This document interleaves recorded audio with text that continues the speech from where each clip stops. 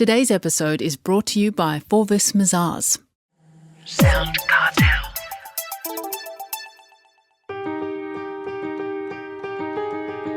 From Sound Cartel, I'm Nicole Goodman, and this is Business Essentials Daily.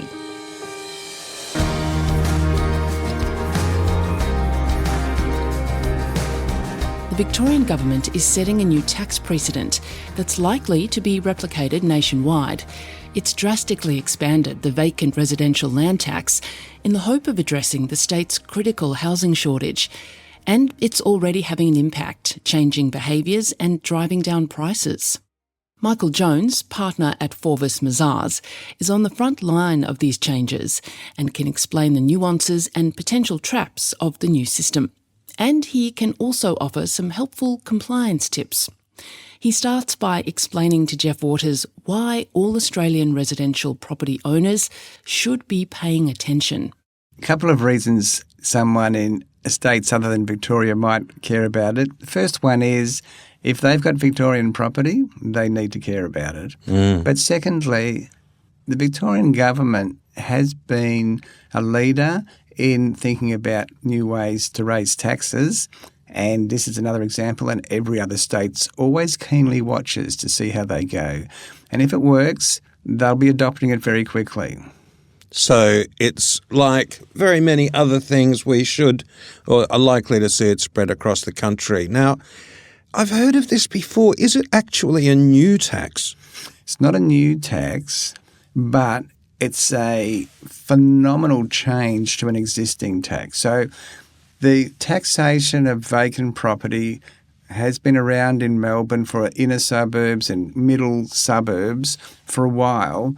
But what this change which has occurred is that it's now extended across the whole of Victoria. And I'm quite concerned that not enough people realise about this phenomenal extension of the application of the tax. So is there a public information campaign going on or that you're aware Perhaps of? there is. You know, the SRO have a lot of information on their website, but in my experience, it's still news to a lot of people. Indeed. Now, how, as a vacant land owner, a property owner, how do I know whether it affects me? Yeah, I think there's three key questions to ask yourself. First of all, do I own a Victorian property that's not my home, not my principal place of residence? Secondly, do I pay land tax on that property, or should I be paying land tax on that property? And thirdly, was that property vacant for more than 6 months? So how do we define what a residential property is? Basically, a residential property is land that's able to be used for residential purposes like a home or an apartment, and it excludes unimproved land, which is like a vacant block. And what does vacant actually mean? Vacant specifically means that it's used and occupied. So under the law, a residential property will be vacant if it hasn't been used and occupied for more than 6 months. So how much is the tax? It's a very important question because it's quite expensive and it's in addition to your normal land tax. The way it works is it's designed to discourage vacancy. So in the first year, the tax is 1% of the market value of the property.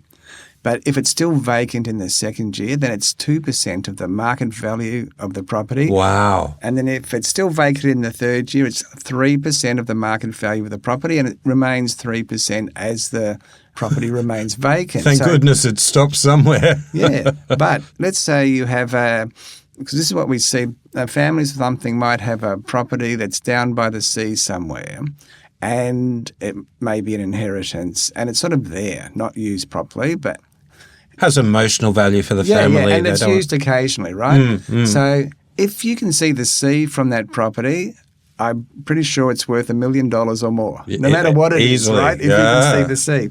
So $1 million, that's $30,000 a year under the vacant residential land tax if that was in its third year of vacancy.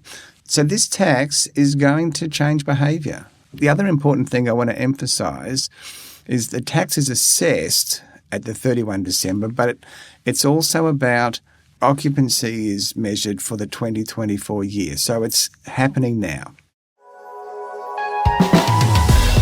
You know, Forvis Mazars has been a long-time supporter of Sound Cartel, and now they're helping us bring you this podcast.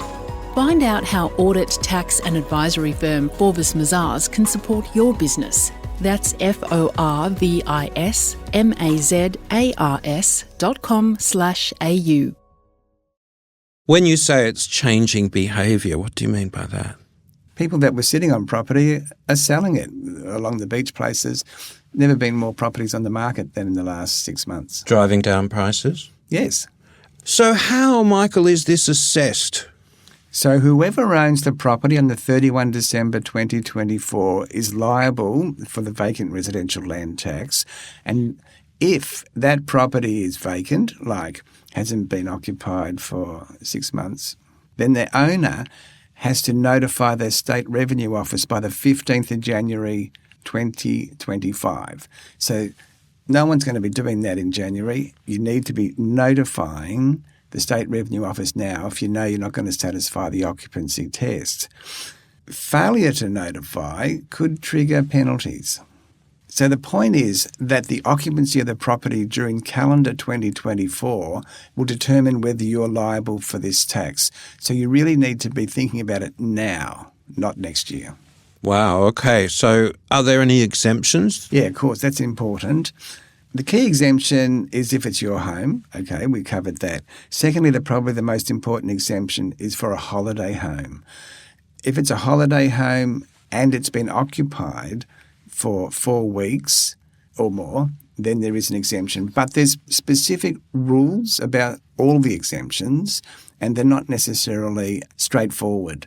So if your holiday home is owned in a trust, it's complicated, and going forward, there's no exemption for a holiday home owned in a trust. So you should get advice if your holiday home is owned in a trust. Other exemptions, I'll name a couple more. There's an exemption for your workplace, which is more like if you live somewhere out of town and you have a place in town, then there's an exemption, provided you use it and occupy it for 140 days a year.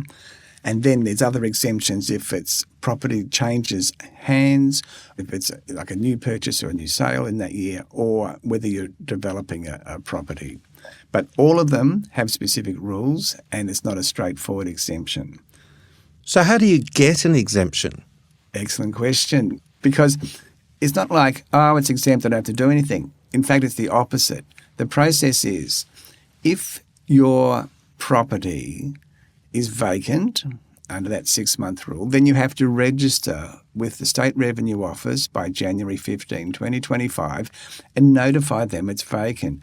Then you have to apply for an exemption. Crikey. Yeah, so it's quite a lot of compliance. That's a lot of paperwork to have to go through. It's actually digital, so that there's a portal, which for some people are good and some people not so good. So there's a portal with the State Revenue Office. You have to register on that portal and go through the process. If you can't do it, get help. Well, that leads me to the next question. And what should I've listened to this. I think this may apply to me. You've made me fear there's a possibility of having to spend a long time on the computer to deal with the compliance issues. What should I do right now? What's the first step I should take?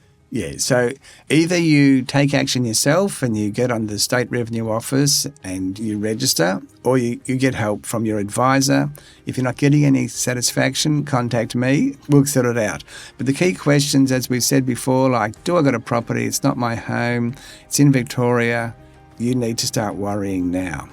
That was Michael Jones, partner at Forvis Mazars.